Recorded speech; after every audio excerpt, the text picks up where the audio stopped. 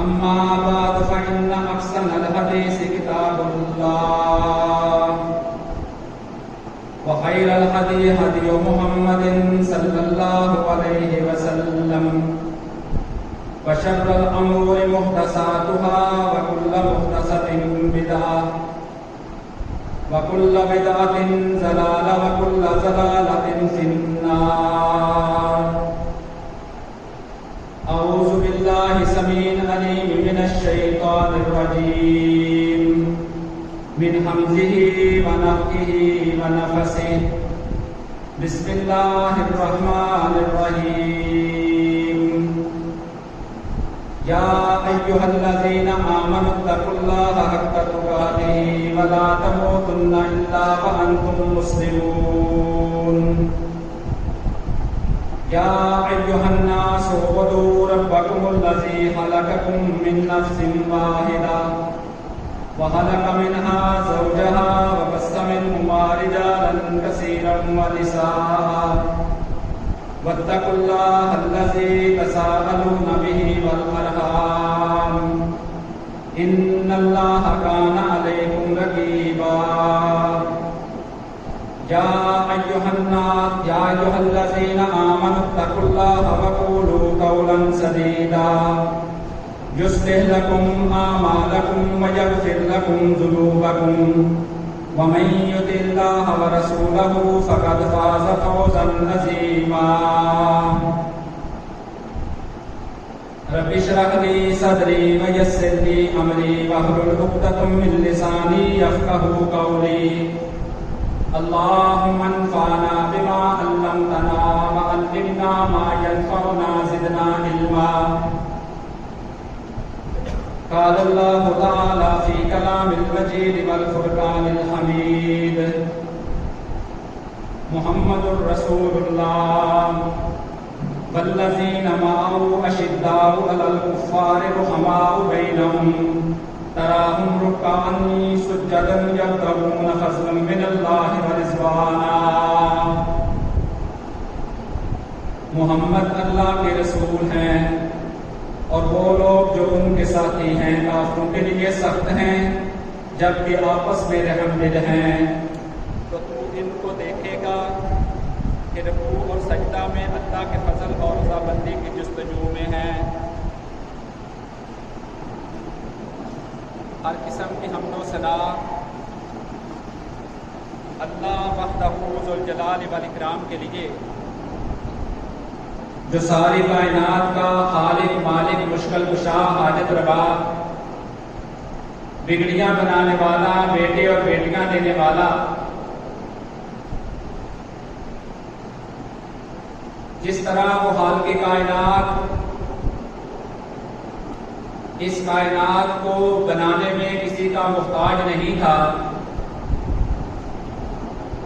اسی طرح رب العالمین اس کائنات کے نظام کو چلانے میں بھی کسی کا محتاج نہیں ہے.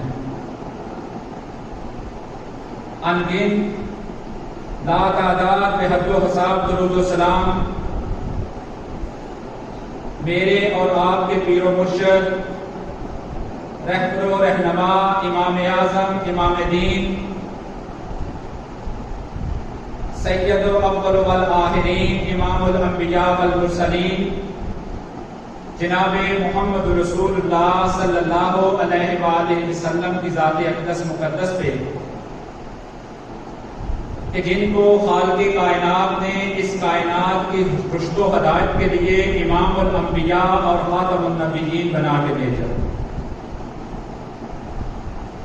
مختصر حمد و صلات کے بعد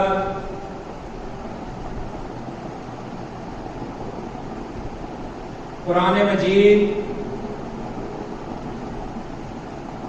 جو اللہ تبارک و تعالیٰ کی پاک کلام ہے اور منزل من اللہ ہے. دنیا کے اندر بہت سی کتابیں لکھی گئی ہیں. ان کتابوں کی اہمیت اور فضیلت اس بنیاد پہ ہوتی ہے کہ اس کا مصنف کون ہے، اس کو لکھنے والا کون ہے. یہ کس کے خیالات کی عکاسی کر رہی ہے، یہ کن کے الفاظ ہیں جن کو اس کتاب میں تحریری شکل دی گئی ہے۔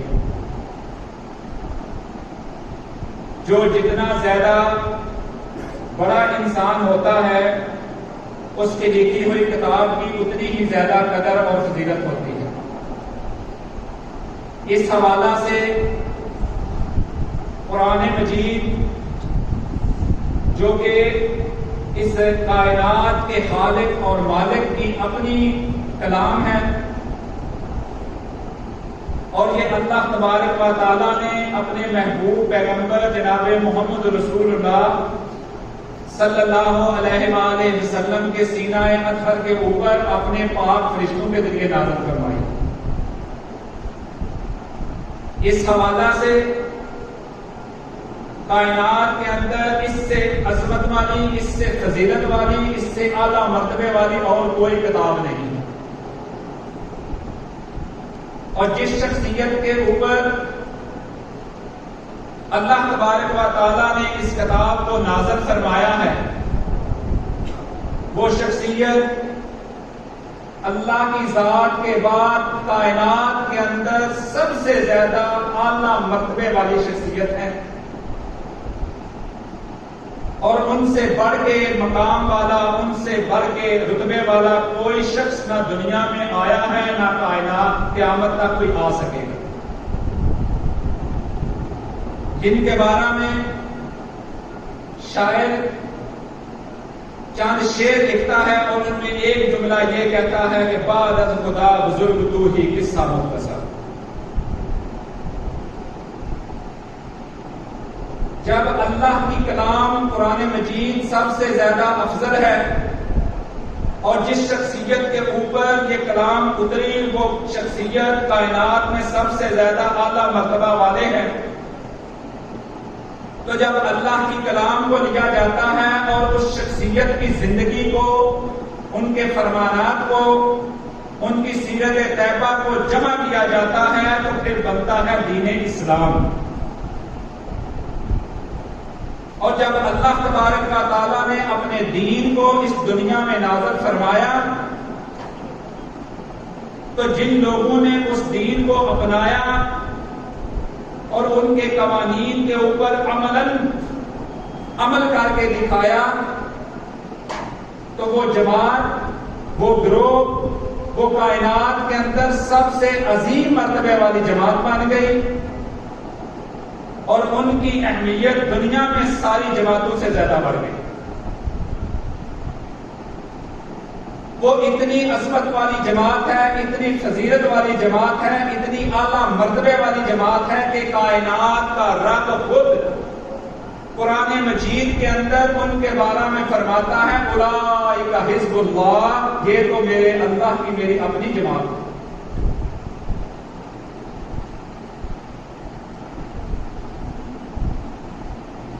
صحابہ اکرام رضوان اللہ علیہ اجمعین کا یہ مرتبہ، یہ مقام ان کو ان کے اللہ ایمان کی وجہ سے ملا۔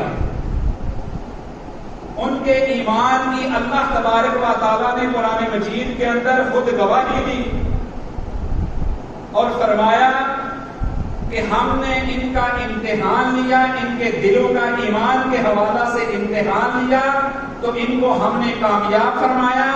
اب دنیا میں جتنے بھی لوگ ایمان لانا چاہتے ہیں، مومن بننا چاہتے ہیں، اللہ کے دین کو اپنانا چاہتے ہیں تو اللہ تبارک و تعالیٰ نے فرمایا فَإِنْ آمَنُوا بِمِثْلِ مَا آمَنْتُمْ بِهِ فَقَدِ اهْتَدَوْا، اگر تم لوگوں نے بھی ایمان لانا ہے اور مومن بننا ہے بِمِثْلِ مَا آمَنْتُمْ بِهِ فَقَدِ اهْتَدَوْا، پھر ان کی مثل ایمان لے کے آؤ تب تم ہدایت یافتہ بنو۔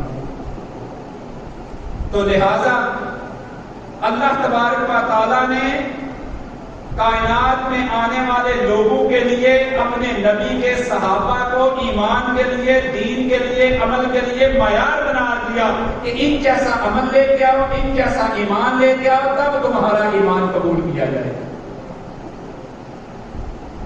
حضرت عمر فاروق رضی اللہ تعالیٰ عنہ اور دوسرے چند صحابہ فرماتے ہیں کہ قرآن مجید میں کوئی آیت ایسی نہیں اترتی تھی کہ جب بھی وہ نازل ہوتی ہم اس کو اچھی طرح پڑھتے سمجھتے اور پھر اس کے بعد اس کو اوپر عمل نہیں کر لیتے تھے، تب تک ہمارے دل کو تسلی نہیں ہوتی۔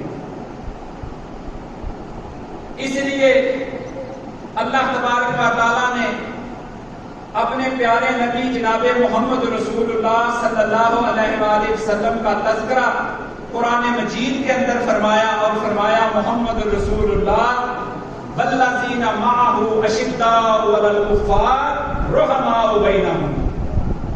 محمد تو اللہ کے رسول ہیں، ان کا مرتبہ ان کا مقام اس کے تو کیا ہی کہنے ہیں، لیکن جو ان کے ساتھی ہیں اشداء علی الکفار رحماء بینہم، وہ کافروں کے لیے انتہائی سخت ہیں اور آپس میں انتہائی نرم ہیں۔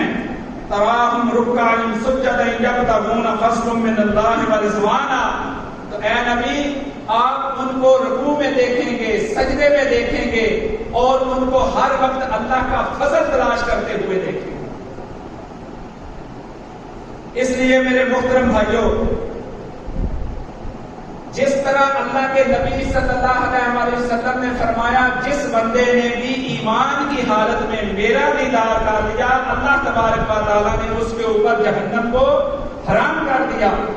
اس حوالہ سے رسول اللہ صلی اللہ علیہ وآلہ وسلم کے تمام ساتھی، آپ کی تمام جماعت، آپ کا ایک ایک صحابی جو ہے اس کے اوپر اللہ تبارک و تعالیٰ نے جہنم کو حرام کر دیا ہے اور جنت کو واجب کر دیا ہے۔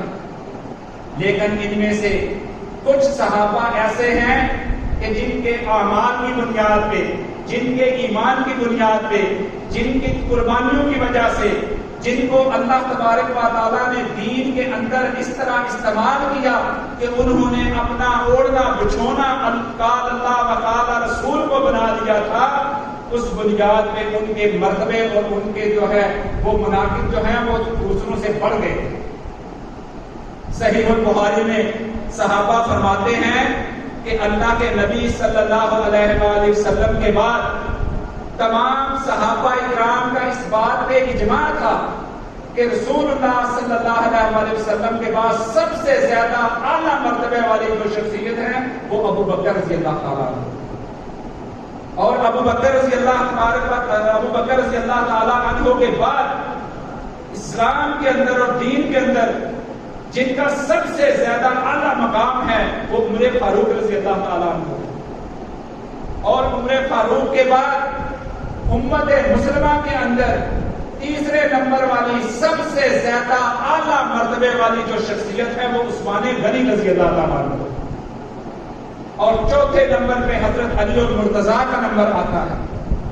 اس حوالہ سے فضائل و مناقب میں اللہ تبارک و تعالیٰ نے اپنے پیارے نبی جناب محمد رسول اللہ صلی اللہ علیہ وسلم کے ساتھیوں کو جو مرتبہ اور مقام دیا تھا، صحابہ کو اس کا علم سکھایا تھا، اس کے تحت تیسرے نمبر پہ آنے والے وہ صحابی ہیں، ان کا نام سیدنا عثمان غنی رضی اللہ تعالیٰ عنہ۔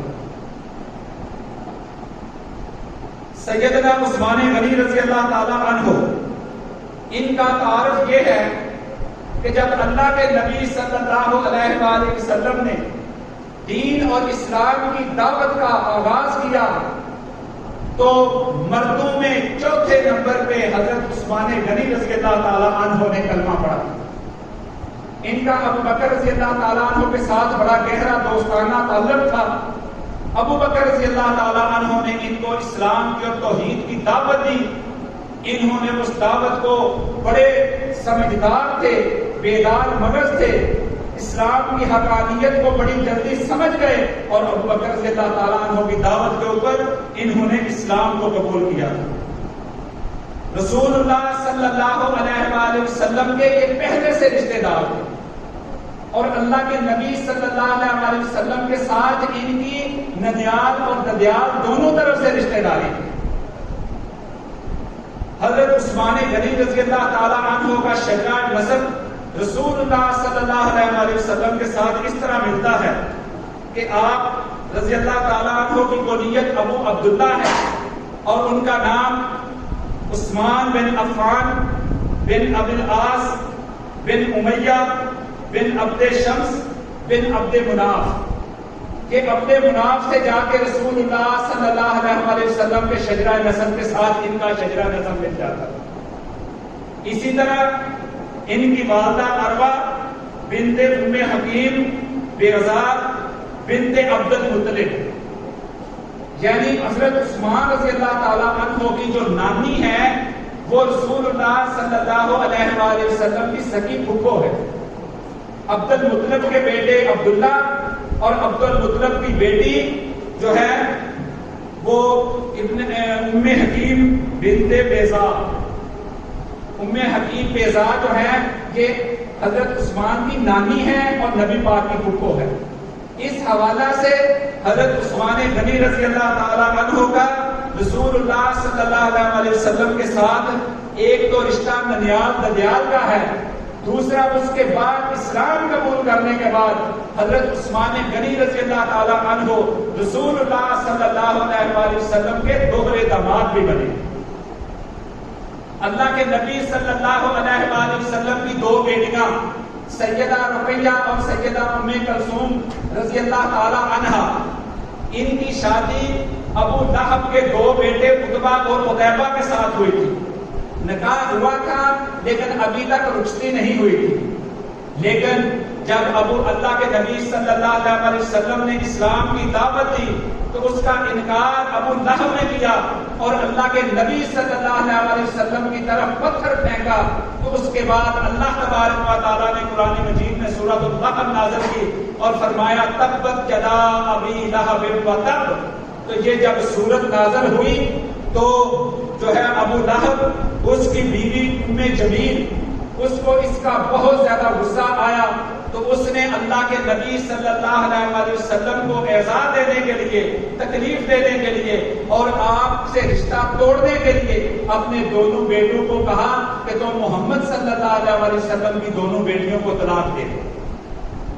تو جب عتبہ اور عتیبہ نے رقیہ اور ام کلثوم رضی اللہ تعالیٰ عنہا کو طلاق دی تو یہ خبر جب حضرت عثمان غنی رضی اللہ تعالیٰ عنہ تک پہنچی تو انہوں نے فوراً رسول اللہ صلی اللہ علیہ وسلم کی طرف رقیہ کے نکاح کا پیغام بھیج دیا، جس کو رسول اللہ صلی اللہ علیہ وسلم نے بڑی خوشی کے ساتھ قبول کیا۔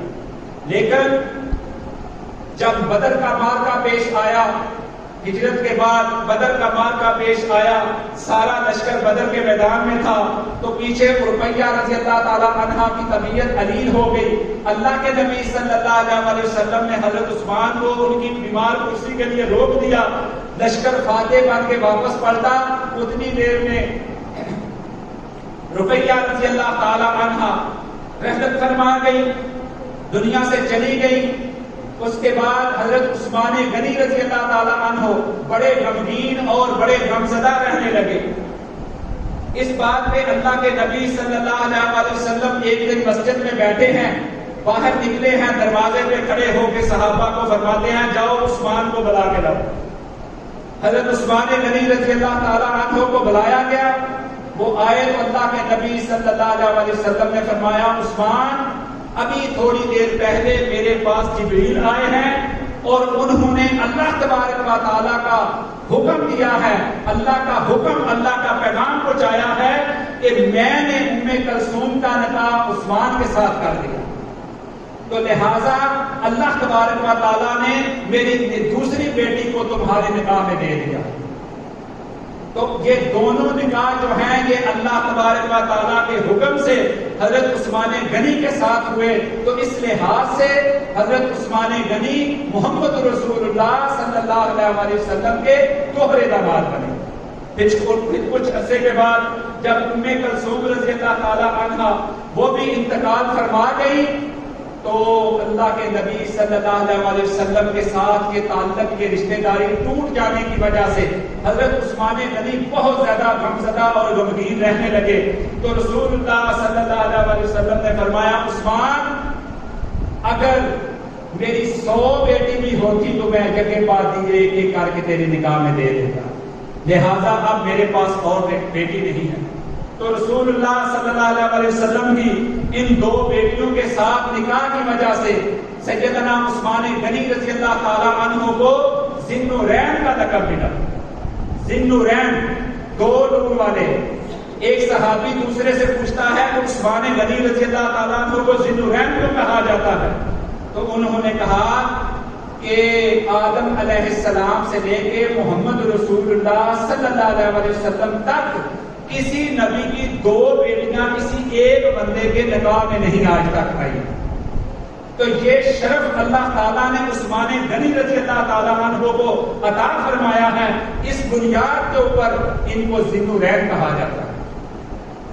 تو جب حضرت عثمان غنی رضی اللہ تعالیٰ عنہ نے اسلام قبول کیا تو جس طرح دوسرے صحابہ اکرام کے اوپر ظلم کے پہاڑ توڑے گئے، باوجود اس کے کہ حضرت عثمان غنی جو ہے بنو امیہ کے خاندان کے چشم و چراغ تھے، اور مکہ کے اندر بنو امیہ جو ہے وہ بڑی کثرت کے ساتھ اور بڑی مضبوط طاقت کے ساتھ ایک مضبوط معاشی جو ہے وہ حیثیت رکھنے والا تجارتی خاندان تھا، لیکن حضرت عثمان غنی رضی اللہ تعالیٰ عنہ نے جب اسلام قبول کیا تو ان کو بھی اسی طرح مشکلات کا سامنا کرنا پڑا، حتیٰ کہ ان کا چاچا حکم بن ابی العاص اس نے حضرت عثمان غنی اپنے بھتیجے کو باندھ دیا اور باندھ کے شدید تشدد کیا اور کہا کہ تم محمد صلی اللہ علیہ وسلم کے دین سے پیچھے ہٹ جاؤ۔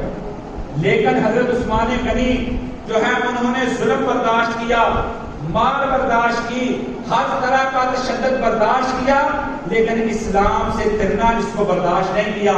اپنے چچا کو کہا کہ چچا تم مجھے مار مار کے قتل بھی کر دو تب بھی میں اللہ کے دین سے منحرف ہونے والا نہیں ہوں۔ جب حضرت عثمان کا یہ عزم دیکھا تو وہ بھی اپنے ارادے سے پیچھے ہٹ گیا اور اس طرح اس نے حضرت عثمان کو چھوڑ دیا۔ بعد میں جب مکہ کے اندر مشرکین مکہ کا ظلم انتہا کو پہنچا تو رسول اللہ صلی اللہ علیہ وسلم نے صحابہ اکرام کو حبشہ کی طرف ہجرت کا حکم دیا، تو ان میں حضرت عثمان غنی رضی اللہ تعالی عنہ بھی شامل تھے، اور انہوں نے اپنی بیوی رقیہ بنت رسول اللہ صلی اللہ علیہ وسلم ان کو ساتھ لیا اور حبشہ کی طرف ہجرت کر گئے۔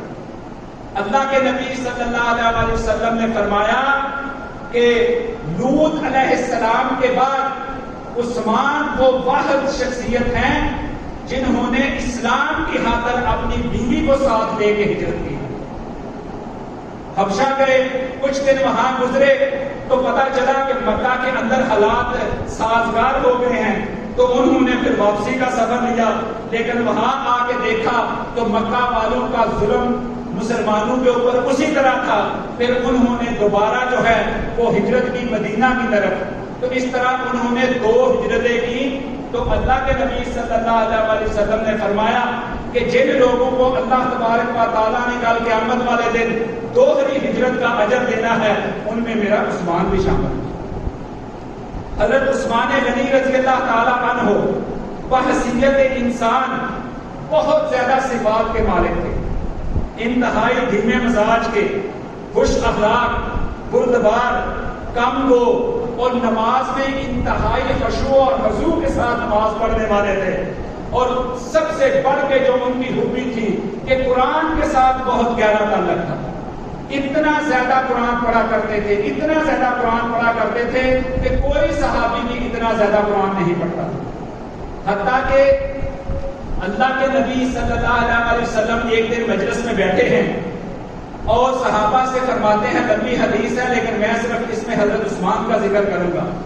اللہ کے نبی صلی اللہ علیہ وسلم نے فرمایا کہ دنیا کی اس عارضی چیزوں میں مجھے 3 چیزیں ایسی ہیں جن کی محبت اللہ نے میرے دل میں ڈال دی۔ حُبِّبَ إِلَيَّ مِنَ الدُّنْيَا ثَلَاثٌ، دنیا کی چیزوں میں 3 چیزوں کی محبت اللہ نے میرے دل میں ڈال دی ہے۔ فرمایا اس میں ایک خوشبو ہے، دوسری ایک بیوی ہے، اور تیسرا فرمایا نماز کو میری آنکھوں کی ٹھنڈک بنا دیا گیا۔ ہم بھی اپنے آپ کو محمدی کہتے ہیں، ہم بھی اللہ کے رسول کا امتی کہتے ہیں، رسول اللہ صلی اللہ علیہ وسلم کی ایک ایک سنت سے پیار کا دعویٰ کرتے ہیں، لیکن آج ہمارا حال کیا ہے؟ کہ ہمیں اللہ کے نبی صلی اللہ علیہ وسلم کی آنکھوں کی ٹھنڈک نماز اس کے لیے ٹائم نہیں ملتا، اللہ کے ساتھ ملاقات کے لیے ٹائم نہیں ملتا، اللہ کے نبی صلی اللہ علیہ وسلم کی جو سکون حاصل کرنے والا عمل ہے، اذان کا ٹائم ہوتا، اللہ کے نبی بلال کو کہتے بلال اذان دو اور ہمارے دل کو سکون پہنچاؤ، تاکہ تم اذان دو گے ہم نماز پڑھیں گے اور ہمارے دل کو سکون ملے گا۔ تو اللہ کے نبی صلی اللہ علیہ وسلم نے فرمایا کہ 3 چیزیں مجھے پسند ہیں۔ اسی طرح ابو بکر رضی اللہ تعالیٰ عنہ نے بھی بتائی، اس طرح عمر فاروق رضی اللہ تعالیٰ عنہ نے بھی بتائی۔ اس کے بعد حضرت عثمان غنی بولے اور فرمایا کہ اللہ کے نبی مجھے بھی 3 چیزیں پسند ہیں۔ اللہ کے نبی صلی اللہ علیہ وسلم خوش ہوئے، فرمایا بتاؤ عثمان تمہیں کون سی 3 چیزیں پسند ہیں؟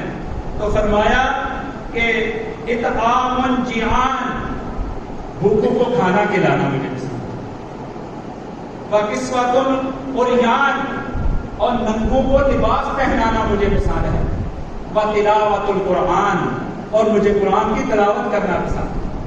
یہ 3 کام حضرت عثمان غنی رضی اللہ تعالیٰ عنہ نے بتائے کہ دنیا کے کاموں میں یہ کام مجھے پسند ہے۔ کیا ہمیں بھی یہ تینوں کام پسند ہے؟ ہمارا تو حال یہ ہے کہ ہفتوں مہینوں گزر جاتے ہیں، اللہ کی قسم ہم نے کبھی قرآن کو ہاتھ تک نہیں لگایا۔ موبائل جو ہے وہ استعمال کرنے کے لیے ہمارے پاس ہر وقت ٹائم موجود ہے، لیکن اسی موبائل کے اندر قرآن انسٹال کرنے کی توفیق نہیں ہے۔ انسٹاگرام، فیس بک، ٹک ٹاک، یوٹیوب، دنیا کی ہر لعنت جو ہے وہ ہمارے موبائل کے اندر ہے سوائے اللہ کے قرآن کی۔ اور اگر ہم قرآن مجید کو موبائل کے اندر انسٹال کر لیں اور اپنے دماغ میں یہ بات طے کر لیں کہ میں نے اگر یوٹیوب اور فیس بک کو ٹائم دینا ہے تو اس میں سے میں نے کچھ ٹائم جو ہے وہ قرآن مجید کو بھی دینا ہے۔ تو حضرت عثمان غنی رضی اللہ تعالیٰ عنہ کی صفات میں قرآن مجید کی تلاوت بہت زیادہ۔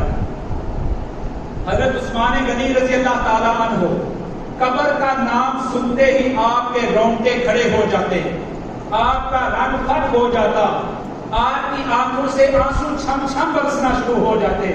صحابہ پوچھتے ہیں اے عثمان تمہارے سامنے جہنم کا ذکر ہوتا ہے، اللہ کے عذاب کا ذکر ہوتا ہے، لیکن تم ان سے اس سے کبھی پریشان نہیں ہوئے، لیکن جب تمہارے سامنے قبر کا ذکر آتا ہے تو آپ اسی وقت پریشان ہو جاتے ہیں۔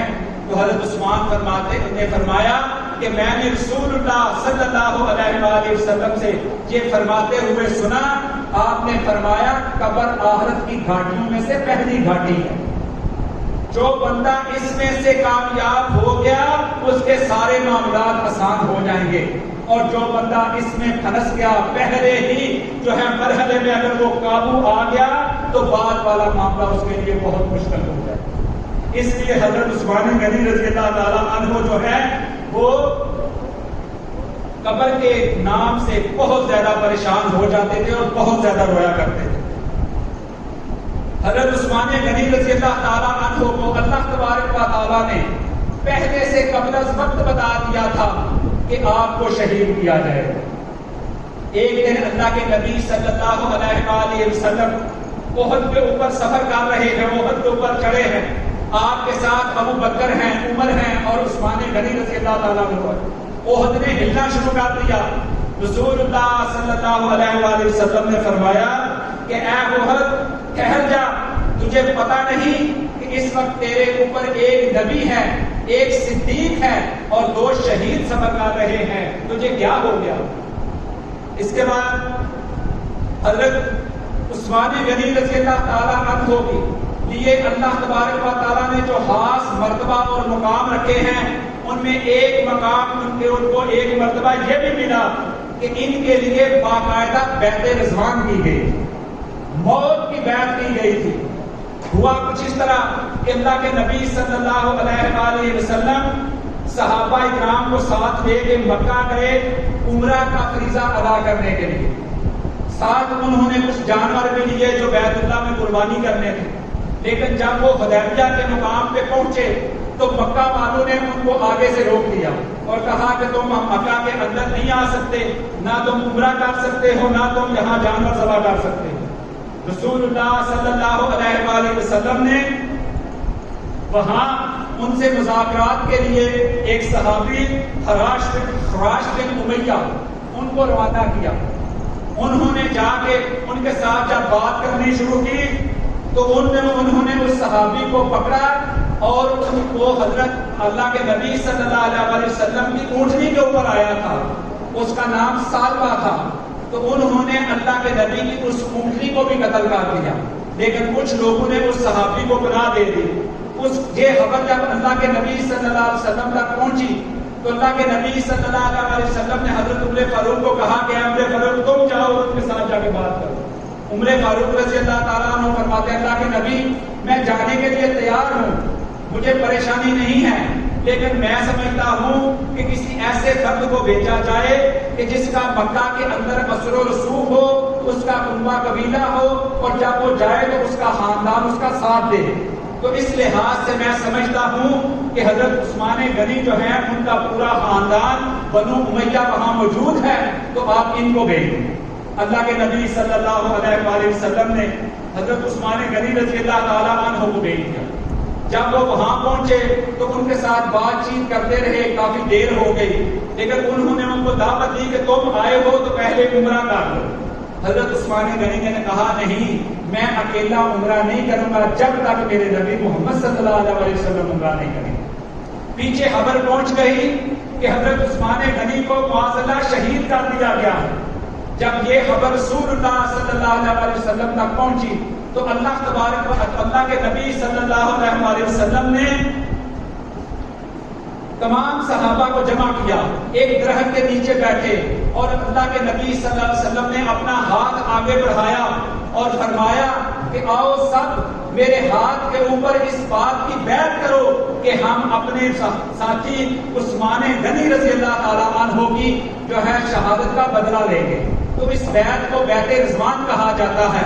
اللہ تبارک و تعالیٰ نے قرآن مجید کے اندر اس بیعت کا بھی ذکر کیا ہے اور فرمایا لقد رضی اللہ عن المؤمنین اذ یبایعونک تحت الشجرۃ فعلم ما فی قلوبہم فانزل السکینۃ علیہم واصابہم فتحا قریبا۔ بے شک اللہ تبارک و تعالیٰ مومنوں سے راضی ہو گیا کہ جب وہ درخت کے نیچے بیعت کر رہے تھے، پھر اس نے جان لیا کہ وہ جو کچھ ان کے دلوں میں ہے، بس اس نے ان پر اطمینان نازل کیا اور جلد اللہ تعالیٰ ان کو فتح یاب بھی کرے گا۔ تو یہ بیعت رضوان کی سعادت حضرت عثمان غنی رضی اللہ تعالیٰ عنہ کو ملی کہ اللہ کے نبی صلی اللہ علیہ وسلم نے ان کا بدلہ لینے کے لیے اپنے آپ کو، صحابہ کو اس بات پہ تیار کیا کہ ہم موت کے اوپر بیعت کرتے ہیں، ہم مر جائیں گے لیکن عثمان غنی کا بدلہ ضرور لیں گے۔ عثمان غنی رضی اللہ تعالیٰ عنہ کی طبیعت کے اندر اللہ تبارک و تعالیٰ نے شرم و حیا کو کوٹ کوٹ کے بھرا ہوا تھا۔ صحابہ اکرام میں یہ کامل حیا والایمان کے نام سے مشہور ہے۔ رسول اللہ صلی اللہ علیہ وآلہ وسلم نے فرمایا میری امت میں سب سے زیادہ رحم دل ابو بکر رضی اللہ تعالیٰ عنہ ہے، اور دین کے حوالہ سے سب سے زیادہ سخت جو ہیں وہ عمر فاروق رضی اللہ تعالیٰ عنہ ہے، اور میری امت میں سب سے زیادہ حیا والے جو ہیں وہ عثمان غنی رضی اللہ تعالیٰ عنہ۔ عثمان غنی رضی اللہ تعالیٰ عنہ کے بارے میں اللہ کے نبی صلی اللہ علیہ وسلم نے فرمایا کہ عثمان آپ بہت با حیا ہو اور آپ سے اللہ کے فرشتے بھی حیا کرتے ہیں۔ ایک دن اللہ کے نبی صلی اللہ علیہ وسلم اپنے گھر میں بیٹھے ہوئے ہیں، آپ تھوڑے سے لیٹے ہوئے ہیں، آپ کی پنڈلی سے کپڑا اٹھا ہوا ہے۔ ابو بکر رضی اللہ تعالیٰ عنہ آئے، اللہ کے اجازت مانگی، آپ نے اجازت دے دی، ابو بکر آ گئے، آپ لیٹے رہے۔ اس کے بعد حضرت عمر فاروق رضی اللہ تعالیٰ عنہ آئے، اللہ کے نبی صلی اللہ علیہ وسلم لیٹے رہے، عمر فاروق بھی آ گئے۔ اس کے بعد حضرت عثمان غنی رضی اللہ تعالیٰ عنہ جب تشریف آئے تو رسول اللہ صلی اللہ علیہ وسلم سے جب اجازت مانگی، اللہ کے نبی نے ان کو روک دیا۔ آپ اٹھے، پہلے اپنے آپ کو سیدھا کیا، پٹلی کے اوپر کپڑا ڈالا، اس کے بعد سیدھے ہو کے بیٹھے اور بعد میں حضرت عثمان غنی رضی اللہ تعالیٰ عنہ چلے گئے۔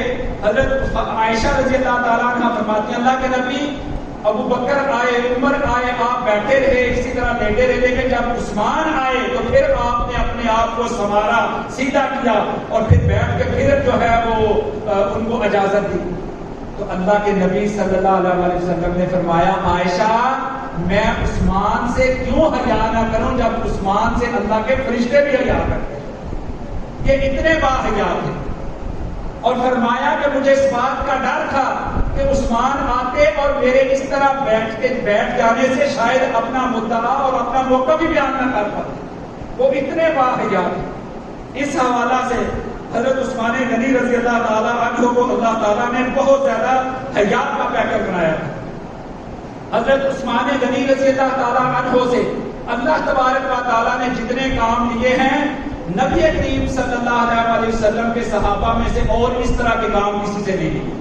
حضرت عثمان غنی جس طرح میں نے پہلے گزارش کی ہے کہ ایک مالدار قبیلے سے تعلق رکھتے تھے، تجارتی قبیلہ تھا بنو امیہ کا، اس حوالہ سے مالی طور پہ حضرت عثمان غنی اور آپ کا خاندان بہت زیادہ مضبوط تھا، لیکن اس کے ساتھ ساتھ اللہ تبارک و تعالیٰ نے جس طرح عثمان غنی رضی اللہ تعالیٰ عنہ کو مال میں فراوانی عطا کی تھی، اسی طرح خرچ کرنے والا اللہ تعالیٰ نے دل بھی عطا کیا۔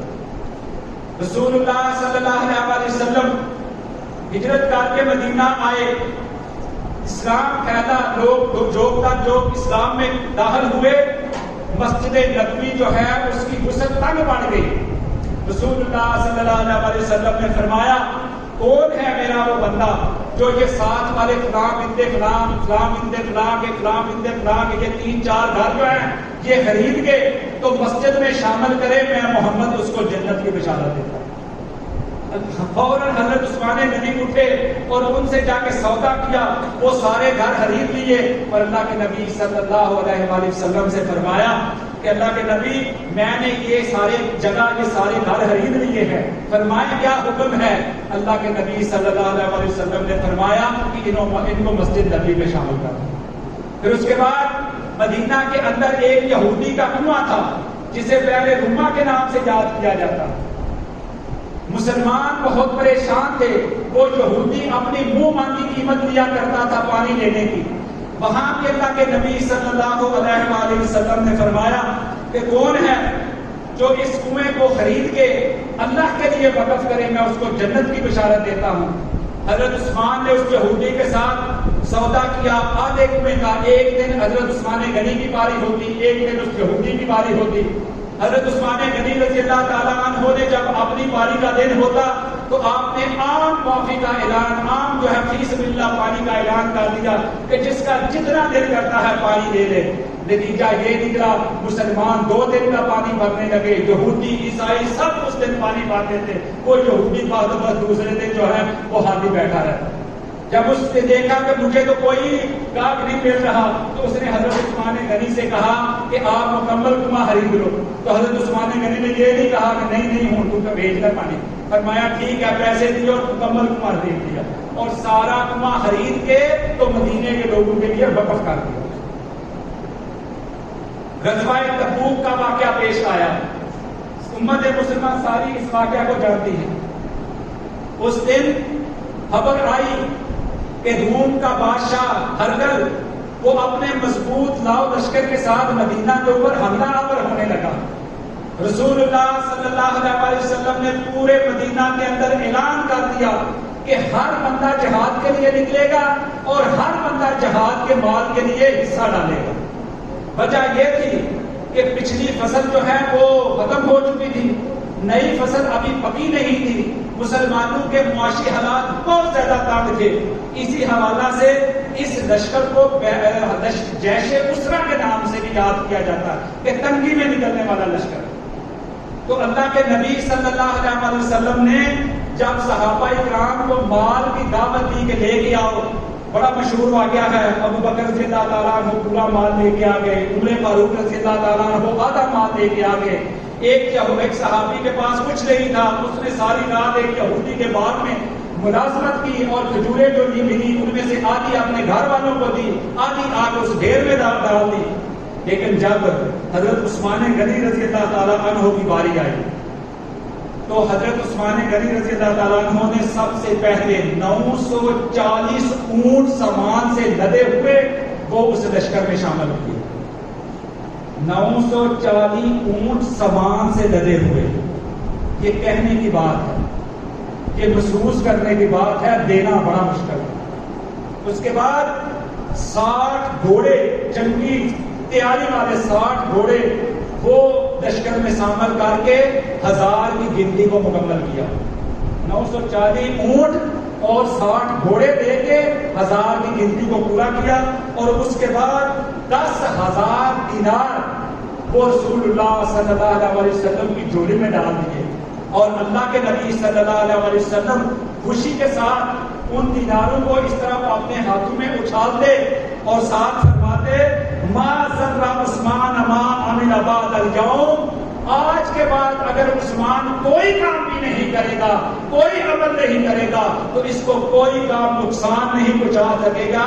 عثمان فی الجنہ، عثمان تو جنت کا جو ہے وہ مالک بن چکا ہے. اس حوالہ سے حضرت عثمان غنی رضی اللہ تعالی عنہ کی امت مسلمہ کے لیے، دین کے لیے بہت زیادہ قربانیاں ہیں. بے بہا جو ہے وہ مال خرچ کرنے کی وجہ سے ان کو غنی کا نام لقب ملا، عثمان غنی رضی اللہ تعالیٰ عنہ. ابو بکر رضی اللہ تعالیٰ عنہ کا دور خلافت ہے، مسلمانوں کے اوپر قحط نازل ہو گیا، بڑے پریشان ہیں. حضرت عثمان غنی جو ہے وہ تجارتی قافلہ لے کے نکلے ہوئے ہیں. مسلمان بہت پریشان ہیں، مال نہیں مل رہا، غلہ نہیں مل رہا. پریشان ہو کے حضرت ابو بکر کے پاس تشریف لائے. حضرت ابو بکر نے اللہ سے دعا کی اور ساتھ کہا انشاءاللہ پریشان ہوں، مجھے امید ہے آج اللہ تعالیٰ کوئی نہ کوئی حل نکال دے. شام ہوئی، رات ہوئی تو حضرت عثمان غنی کا قافلہ مدینہ آ گیا. آئے تو پتا چلا کہ یہاں تو قحط کی صورتحال بنی ہوئی ہے. یہودی جو تھے، یہ آج بھی یہودی، محترم بھائیو، یہودیوں کی تعداد جو ہے نا یہ انگلیوں کے اوپر گنی جا سکتی ہے، لیکن آج پوری دنیا کی معیشت جو ہے وہ یہودیوں کے کنٹرول میں ہے. وہ تجارت کرتے ہیں، مال ان کے ہاتھ میں ہے، منصوبے بناتے ہیں، ملٹی نیشنل کمپنیاں بناتے ہیں اور پوری دنیا کے اوپر جو ہے وہ حکمرانی کرتے ہیں. یہ آج کا نہیں، یہ رسول اللہ صلی اللہ علیہ وسلم کا دور، اس میں بھی یہودی یہی کام کرتے ہیں. فوراً آگے مال لے کے، اور عثمان اپنا مال منافع سے ہمیں بھیج دو، ہم ایک کے بدلے تجھے 2 دیتے ہیں، ایک کے بدلے تجھے 3 دیتے ہیں. کرتے کرتے کہتے ہیں تو ہمیں 10 گنا دو، 10 دو گے تو ہم اس کے بدلے تجھے 15 دیں گے. حضرت عثمان یہی کہتے جا رہے ہیں نہیں، ایک ذات مجھے اس سے زیادہ دیتی ہے، ایک ذات مجھے اس سے بھی زیادہ دیتی ہے. جب انہوں نے کہا کہ ہم 10 کے بدلے 15 دیتے ہیں تو آپ اس سے بھی زیادہ مجھے ایک ذات دیتی ہے، تو یہودی پریشان ہو گئے کہ مالدار تو ہم ہیں، ساری حرام زدگیاں تو ہمیں آتی ہیں، تو یہ ہم سے زیادہ تمہیں کون دے رہا ہے. تو حضرت عثمان رضی اللہ تعالیٰ عنہ فرماتے ہیں تم تو مجھے دنیا میں مال دے رہے ہو، میرا اللہ مجھے اس سے زیادہ فضل کے اور رحم کے اور اللہ کرم کے مجھ سے وعدے کرتا ہے. میرا رب مجھے 1 کے بدلے 10 دینے کا وعدہ کرتا ہے. اور اسی وقت مدینہ کے اندر اعلان کر دیا اگر کسی کے پاس روپیہ پیسہ ہے تو وہ مال خرید لے، اگر نہیں ہے تو عثمان کی طرف سے اسے کھلی اجازت ہے، جس کو جتنا مال اپنے گھر کے لیے چاہیے وہ اٹھا کے دے. یہ حضرت عثمان غنی رضی اللہ تعالیٰ عنہ کا اسلام کے لیے یہ قربانیاں تھیں. ان میں ایک بہت بڑی قربانی جو ہے، بہت بڑا کارنامہ حضرت عثمان غنی کا. حضرت عثمان غنی رضی اللہ تعالیٰ عنہ کے دور سے پہلے یہ جو ہے نا قرآن مجید یہ باقاعدہ کتابی شکل میں نہیں تھا. جس صحابی نے جو حصہ لکھا ہوا تھا اس کو دیکھ کے اپنے پاس محفوظ رکھا ہوا تھا. اس حوالہ سے کوئی صورتیں کسی کے پاس تھی، کوئی پارے کسی کے پاس تھے، کوئی حصہ کسی کے پاس تھا. تو حضرت عثمان غنی اور پھر بہت سارے حفاظ جو ہیں وہ مسلسل مارکوں کے اندر شہید ہوتے جا رہے تھے. اس سے یہ ڈر تھا کہ قرآن جو ہے وہ ختم ہو جائے. تو حضرت عثمان غنی رضی اللہ تعالیٰ عنہ کو جب اللہ تعالیٰ نے حکومت دی تو انہوں نے سارے لوگوں سے وہ قرآن کے حصے جمع کیے اور ان کو ایک کے ساتھ دوسرے کے ساتھ تحریک کر کے باقاعدہ صحابہ کی ایک کمیٹی بنائی اور باقاعدہ قرآن کا ایک نسخہ جو ہے اس کو جمع کر کے تو امت کے اندر جو ہے وہ نافذ کر دیا. باقی جو حصے تھے وہ سارے اپنے پاس محفوظ کر لیے، اور ایک قرآن جو ہے اس کو بنا کے آج جو ہمارے پاس قرآن ہے، پوری دنیا کے اندر جو قرآن ہے، یہ وہی قرآن ہے جو حضرت عثمان غنی نے جمع کیا۔ اس حوالہ سے یہ حضرت عثمان غنی کا ایک عظیم کارنامہ ہے، اس وجہ سے ان کو جامع القرآن بھی کہا جاتا ہے۔ حضرت عثمان غنی رضی اللہ تعالیٰ عنہ کے دور میں فتوحات کا سلسلہ اتنا زیادہ بڑا کہ حضرت عمر فاروق رضی اللہ تعالیٰ عنہ کے دور میں بہت زیادہ فتوحات ہوئی ہیں، لیکن حضرت عمر فاروق رضی اللہ تعالیٰ عنہ کے دور میں اسلامی سلطنت کا رقبہ جو تھا وہ 22 لاکھ مربع میل تھا، لیکن حضرت عثمان غنی رضی اللہ تعالیٰ عنہ کے دور کے اندر یہ رقبہ بڑھتا 62 لاکھ مربع میل تک پہنچ گیا۔ اتنا زیادہ الحمدللہ جہاد جو ہے وہ حضرت عثمان غنی رضی اللہ تعالیٰ عنہ کے دور میں ہوا۔ ایک دو منٹ میں بات ختم کرتا ہوں۔ حضرت عثمان غنی رضی اللہ تعالیٰ عنہ کو جس طرح میں نے پہلے گزارش کی ہے کہ اللہ کے نبی صلی اللہ علیہ وسلم نے پہلے سے شہادت کی اطلاع دے دی کہ آپ کو عنقریب شہید کر دیا جائے۔ ایک دن اماں جی عائشہ فرماتی ہیں اللہ کے نبی نے حضرت عثمان غنی کو بلایا، مجھے کہا تم دور چلے جاؤ۔ آپ نے ان کے کان میں کوئی بات کی جس سے حضرت عثمان غنی کا چہرہ فت ہو گیا اور فرمایا عثمان تجھے ایک خلافت کی قمیض پہنائی جائے گی، منافقین اس کو کھینچ کے اتارنا چاہیں گے، لیکن تم صبر کرنا، برداشت کرنا، لڑائی نہ کرنا، فتنہ نہ پھیلانا، اور اس قمیض کو اتارنا بھی نہ، اللہ تمہاری مدد کرے گا۔ ایک دن اللہ کے نبی بیٹھے ہوئے ہیں، ابو بکر دروازہ کھٹکھاتے ہیں، اللہ کے نبی نے فرمایا دروازہ کھولو اور آنے والے کو جنت کی بشارت دو۔ ابو بکر اندر آ گئے، دوبارہ دروازہ کھٹکھایا، حضرت عمر فاروق آئے، فرمایا دروازہ کھولو اور آنے والے کو جنت کی بشارت دو۔ حضرت عمر فاروق آ گئے، تیسری بار پھر دروازہ کھٹکا، اللہ کے نبی صلی اللہ علیہ وسلم نے فرمایا آنے والے کو جنت کی بھی بشارت دو اور اس کے لیے آنے والے مسائل کی بھی بشارت دے دو کہ اس کی زندگی میں بہت زیادہ مسائل آئے۔ رسول اللہ صلی اللہ علیہ وسلم صحابہ میں بیٹھے ہوئے ہیں، فرمایا ان قریب فتنے آئیں گے، یکے بعد دیگرے تہ بدہ فتنے آئیں گے، اور ان فتنوں میں ایک شخص کو بہت زیادہ آزمایا جائے گا، اس کے اوپر ظلم ڈھایا جائے گا، لیکن وہ ہوگا حق کے اوپر، اور پھر اس کو شہید کر دیا جائے گا۔ تھوڑی دیر بعد ایک بندہ چہرے کے اوپر چادر لپیٹیا اور گزرا ہے، رسول اللہ صلی اللہ علیہ وسلم نے فرمایا ہوا انتا، یہ ہے وہ شخص۔ صحابی کہتے ہیں میں بھاگ کے گیا، جا کے دیکھا، منہ کھولا دیکھا تو عثمان، کہتے ہیں حیران ہو گیا، پکڑا اللہ کے نبی کے پاس دیکھ، فرمایا اللہ کے نبی عثمان ہوگا؟ وہ فرمایا ہاں عثمان ہوگا۔ تو یہ حضرت عثمان غنی کی زندگی تھی۔ حضرت عثمان غنی رضی اللہ تعالیٰ عنہ کے دور کے اندر ایک بندہ تھا عبداللہ بن سبا، یہودی تھا اور اندر سے پورا یہودی تھا، کلمہ پڑھ کے منافقوں کی طرح مسلمان ہو گیا، اسلام کی بڑھتی ہوئی جلگات سے حائل تھا۔ اس نے دیکھ لیا کہ لڑ کے ہم مسلمانوں کا مقابلہ نہیں کر سکتے، مسلمانوں کے اندر داخل ہوا، لشکر تیار کیا، حضرت عثمان غنی کے خلاف پراپوگنڈا کیا اور کہا یہ جو ہے عقیبہ پر بھی کرتے ہیں، یہ کرتے ہیں، یہ وہ کرتے ہیں، حتیٰ کہ مدینہ کے اندر آ گئے اور حضرت عثمان غنی رضی اللہ تعالیٰ عنہ کو شہادت کو شہید کرنے کا پورا منصوبہ بنا لیا۔ حضرت علی رضی اللہ تعالیٰ عنہ نے ان کو روکا، حضرت حسن اور حضرت حسین کو حضرت عثمان غنی کے گھر کے اوپر پہرا دینے کے لیے کھڑا کر دیا، خود پانی لے کے جا رہے ہیں، رستے میں ان بلوائیوں نے حضرت علی کے اوپر بھی حملہ کر دیا، ان کا مشکیزہ بھی پھاڑ دیا۔ اللہ کی قسم حضرت عثمان غنی کے لیے 40 دن تک کھانا اور پانی جو ہے وہ بند کر دیا گیا۔ کربلا کا واقعہ پیش آیا ہے، اس میں کوئی جو ہے شک والی بات نہیں ہے۔ ہم اہل بیت کے اوپر ڈھائے جانے والے ظلم کی تردید بھی کرتے ہیں اور ہم ان کے لیے اللہ سے جو ہے وہ شہادت، مظلومانہ شہادت، ان کو جو ہے وہ کیفر کردار پہنچانے کے لیے جنہوں نے ان کے اوپر ظلم کیا، ہم اللہ سے دعا کرتے ہیں کہ ان کو عذاب علیم دے۔ لیکن واقعہ کربلا کے بیان کرنے میں اتنا غلط، اتنا جھوٹ، اتنا پراپوگنڈا کیا جاتا ہے۔ واقعہ کربلا ایک دن 10 محرم کی ایک دن کے 4 سے 5 گھنٹے کا واقعہ ہے۔ اسی دن ہی لشکر وہاں کربلا میں پہنچا تھا، اسی دن ہی سارا واقعہ پیش آ گیا تھا۔ یہ جو یکم سے لے کے 10 تک جو ہے یہ دیکھنا سیکھنا تو نچنا پوچھنا اور پیٹنا پٹانا یہ بالکل جھوٹ ہے۔ لیکن حضرت عثمان غنی رضی اللہ تعالیٰ عنہ کا باقاعدہ 40 دن تک پانی بند کیا گیا تھا، اور یہ صحیح روایات کے اندر ہے۔ انہوں نے حضرت عثمان غنی کے گھر کے پیچھے سے حملہ کیا بلوائیوں نے، ایک لڑکے نے آ کے حضرت عثمان غنی کا گریبان پکڑا۔ وہ کون تھا؟ وہ ابو بکر رضی اللہ تعالیٰ عنہ کا بیٹا تھا۔ حضرت عثمان نے فرمایا آج تیرا باپ زندہ ہوتا تو تجھے یہ نہ کرنے دیتا۔ انہوں نے چھوڑ دیا، پیچھے ہٹ کے چلے گئے۔ پھر ایک بدبخت آگے بڑھا اور اس دن حضرت عثمان غنی رضی اللہ تعالیٰ عنہ کو رات کو اللہ کے نبی خواب میں آئے اور فرمایا عثمان آج افطاری ہمارے ساتھ کر۔ حضرت عثمان غنی اس دن باقاعدہ روزہ رکھا، دن کا ٹائم ہوا، انہوں نے حملہ کر دیا۔ پہلا بار اس نے کیا، حضرت عثمان غنی نے اس طرح ہاتھ آگے دیا، آپ کی یہ انگلیاں کٹ گئی۔ فرمایا اس ہاتھ کے ساتھ میں نے سورہ حجرات سے لے کے والناس تک قرآن کو لکھا، اور بدبختوں پہلے اس سے پہلے گھر کے بنیرے کے اوپر چڑھے اور کہا کہ تم مجھے کیوں قتل کرنا چاہتے ہیں؟